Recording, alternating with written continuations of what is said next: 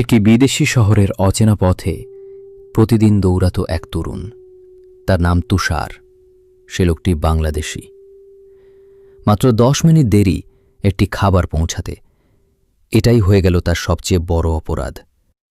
কোনো কথা না শুনেই তাকে ঘর থেকে লাথি মেরে বের করে দেওয়া হলো। তার গায়ে ঝুলে থাকা লাল পিৎজা ব্যাগ মাটিতে ছিটকে পড়ল।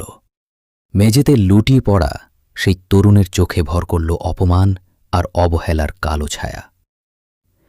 কিন্তু অপমান মানুষকে ভেঙে দেয় না সব সময়। কখনো কখনো সেটাই মানুষকে অদম্য করে তোলে।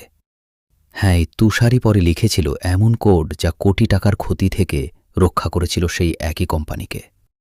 যেখানে তাকে একদিন লাথি মেরে অপমান করা হয়েছিল, সেই কোম্পানিকেই সে নিজের প্রতিভা দিয়ে বাঁচিয়ে দেয় ধ্বংসের হাত থেকে। এটাই হলো সত্য, এটাই হলো ইতিহাস। তুষার প্রমাণ করে দিয়েছে প্রতিভা আর পরিশ্রমকে কখনো অবহেলা করা যায় না। চলুন এখন শুরু করি সেই অবিশ্বাস্য গল্প।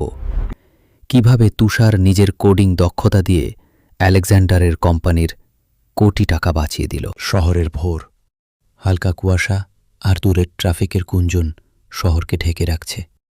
রাস্তা সুশৃঙ্খল না হলেও তুষারের মনোবল অটল। সে তার সাইকেল চালিয়ে যাচ্ছে, পিঠে বড় ডেলিভারি ব্যাগ, ব্যাগের ভেতরে গরম গরম খাবার, এবং তুষারের মনে একটাই লক্ষ্য, সময় মতো খাবার পৌঁছে দেওয়া। ফোনের স্ক্রিনে ঠিকানা, ঘড়ি চেক।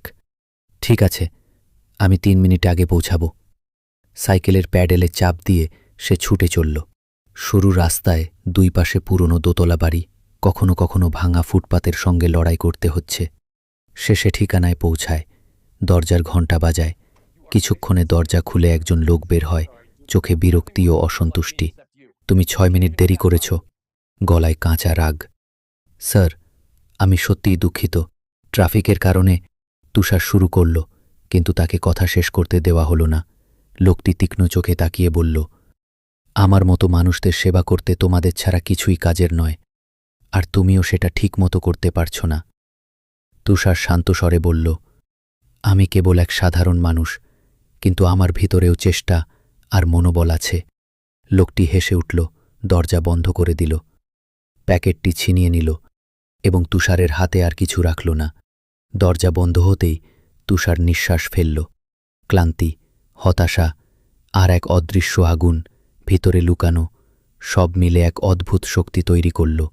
সে জানে তার সত্যিকারের পরিচয় কেউ জানে না। সে শুধু অপেক্ষা করছে সেই এক সঠিক সুযোগের জন্য, যা একদিন তাকে সবার চোখে প্রমাণ করবে যে ক্ষমতা এবং প্রতিভা কখনো চাকরির নাম বা জাতির দ্বারা মাপা যায় না। সেই মধ্যবয়সী ব্যক্তি অফিসে ফিরে গেলেন। কনফারেন্স রুমে ঢুকতেই চোখে পড়ল কয়েকজন সিনিয়র ডেভেলপার এবং প্রজেক্ট ম্যানেজার মাথা নিচু করে বসে আছে। বড় পর্দায় তাদের প্রজেক্টের কোডের বিশদ দেখানো হয়েছে। বোসের চোখে চাপের ছাপ। তিনি ধীর কণ্ঠে বললেন, আমাদের অ্যাপ 6 মাস ধরে আটকে আছে।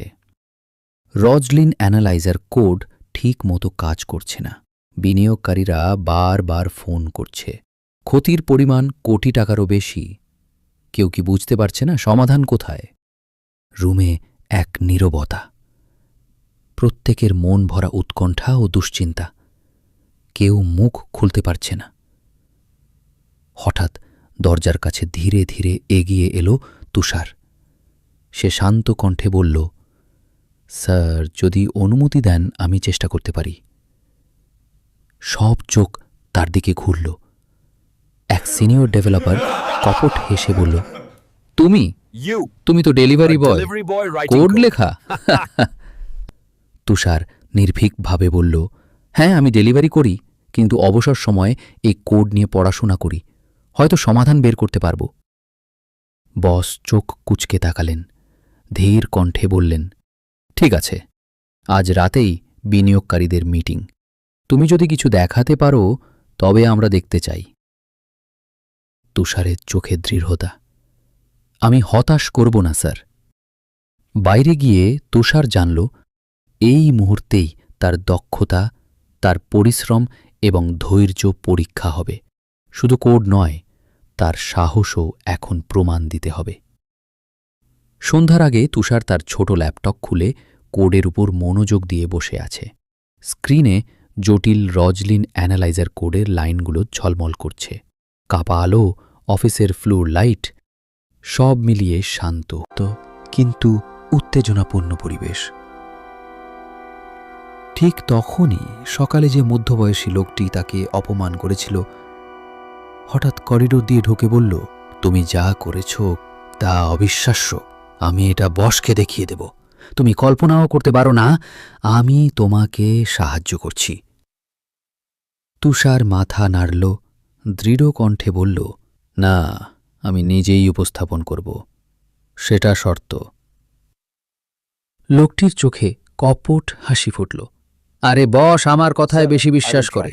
সময় নষ্ট করতে হবে না, তুমি চিন্তা করো না। তুষার শান্তভাবে উত্তর দিল, যদি আমি নিজেই উপস্থাপন করতে না পারি তাহলে কোড মুছে দেব। এটা শুধু আমার কাজ নয়, আমার সত্তার অংশ। আমি অন্যের নামে যেতে দেব না। তাদের মধ্যে উত্তেজনা প্যালপেবল। হঠাৎ লোকটি সুযোগ বুঝে তুষারকে একটি ফাঁকা স্টোর রুমে ঠেলে দেয়। দরজায় ঠকাঠক করে ঘুরে দাঁড়ায়। এখানেই থাকো, ভাবছো আমি তোমাকে হিরো বানাতে দেব? তুষার দরজায় ধাক্কা দেয়, কিন্তু করিডর ফাঁকা। নিঃশ্বাস ধরে সে জানে এবার সত্যিকারের পরীক্ষা শুরু হয়েছে। তার চোখে দৃঢ়তা, মনের ভেতর একটি নীরব প্রতিজ্ঞা, যে কেউ চুরির চেষ্টা করুক আমি হার মানব না। রাতের অফিসে সব আলো জ্বালানো, প্রায় সবাই চলে গেছে। শুধু বসের কনফারেন্স রুমে কিছু গুরুত্বপূর্ণ মানুষ রয়েছেন। বসের চোখে উদ্বেগ, মুখে চাপের ছাপ। বিনিয়োগকারীরা ফোনে চাপ দিচ্ছেন প্রজেক্টের ভবিষ্যৎ ঝুঁকিতে। এবং সেই সময় তুষারের সহকর্মী, সেই একই লোক, ধীরে ধীরে প্রবেশ করে। তার হাতে ল্যাপটপ, চোখে হাস্যোজ্জ্বল অভিনয়। সে দেখাতে চায় যেন সে রাতভর কাজ করেছে। স্যার আমি শেষ করেছি, লোকটি বলল। স্যার আমি শেষ করেছি, লোকটি বলল। দেখুন, সমাধান কাজ করছে। বস অবাক হয়ে তাকালেন। কোডের লাইনগুলো দেখে চোখ বড় হয়ে গেল। অসাধারণ! এত জটিল কোড কেবল কয়েকজনই লিখতে পারে। তুমি আমাদের বাঁচিয়েছে। তুষার কিছুটা পিছিয়ে দাঁড়াল। তার চোখে বেদনা আর হতাশার মিশ্রণ। সে জানে এই কোডের প্রাপ্তি তার নিজের, কিন্তু কেউ জানে না। লোকটি অভিনয়ের ভান করে হাসল, মাথা নাড়ল। দিন রাত পরিশ্রম করেছি স্যার, আশা করি আমি হতাশ করিনি। বস আনন্দে ঘোষণা করলেন, আজ থেকে তুমি হেড অফ ইঞ্জিনিয়ারিং। তুষারের হৃদয় কষ্টে কেঁপে উঠল। সে জানে এই জয় তার নয়। প্রতিটি লাইন, প্রতিটি সমস্যার সমাধান তার নিজের, কিন্তু এখনও কেউ সেটি জানে না। তার মনে একাধিক প্রশ্ন ঘুরছে। আমি কি চুপচাপ থাকব? সত্যি প্রকাশ করব কবে? যে লোকটি আমার কাজ চুরি করেছে সে কি কখনো শিক্ষিত হবে? তুষার আস্তে আস্তে নিজেকে শান্ত করতে চেষ্টা করে। সে জানে এই রাত শুধু মিথ্যা জয়ের নয়, বরং সত্যের প্রস্তুতিরও রাত। ফ্রেম শেষ হয় যেখানে তুষার বসার পাশে দাঁড়িয়ে আছে, চোখে সিদ্ধান্তের দীপ্তি, এবং করিডোরের শেষ প্রান্তে হালকা আলো ফাঁপিয়ে যায়। সকাল। সূর্য কেবল অফিসের কাচের জানালার ধারে আলো ফেলছে। তুষার ধীরে ধীরে অফিসের প্রধান কনফারেন্স রুমের দিকে যায়। তার চোখে এক অদম্য দৃঢ়তা, কিন্তু মনের মধ্যে রয়েছে নীরব কষ্ট আর হতাশার ছাপ। কনফারেন্স রুমে বস ইতিমধ্যেই অপেক্ষা করছেন। তিনি কয়েকটি নোট দেখে মাথা হেলে বসে আছেন, কিন্তু চোখে সংশয়। তুষার ধীরে ধীরে বলল, স্যার, গতকাল যে কোড উপস্থাপন করা হয়েছে সেটা আমার লেখা পুরোপুরি। বস চোখ বড় করে তাকালেন, মুখে অবাক হওয়ার ছাপ, তবে কণ্ঠে দৃঢ় প্রশ্ন। বস, তুমি বলছ তোমার কোড? তুষার ল্যাপটপ খুলে ধীরে ধীরে দেখাতে লাগল প্রতিটি লাইন, প্রতিটি ফাংশন, প্রতিটি কমেন্ট। তার বর্ণনা আর সংলাপের মধ্যে সে বোঝাচ্ছে কোড তৈরির প্রতিটি পদক্ষেপ তার নিজস্ব। তুষার, আমি রাতভর কাজ করেছি, সমস্ত লাইন, সমস্ত লজিক আমার লেখা, কেউ আমার সাহায্য করেনি। ধীরে ধীরে বসের চোখে বিশ্বাস ও প্রশংসার আলো ফুটে উঠল। তিনি সেই সহকর্মীর দিকে তাকালেন যার নাম তুষারের শ্রম চুরি করার সাথে জড়িত। বস, তুমি এই কাজ চুরি করলে আর প্রয়াসকে ন্যায্যভাবে সম্মান না দিলে এটা কখনো ক্ষমাযোগ্য নয়। মনে রেখো, মানুষের মূল্য তার রং, জাত বা পেশা নয়, তার মূল্য নির্ধারণ করে তার পরিশ্রম, জ্ঞান আর সততা। সেই সহকর্মী অজানা ভয়, লজ্জা আর দুশ্চিন্তায় কাঁপতে লাগল। সহকর্মী, স্যার প্লিজ, এটা ভুল হয়ে গেছে, আমি কেবল। বস ঘুরে দাঁড়ালেন কঠোর কণ্ঠে। বস, আমার কোম্পানিতে চোর বা অন্যায়কারী আর বর্ণবাদীদের কোনো জায়গা নেই। আজ থেকে তুমি বহিষ্কৃত। আর তুষার, আজ থেকে তুমি হেড অফ ইঞ্জিনিয়ারিং। তুষারের চোখে উল্লাস ও প্রশান্তি। সে ধীরে ধীরে মাথা ন্যাড়া করে কৃতজ্ঞতার সঙ্গে বসকে ধন্যবাদ জানায়।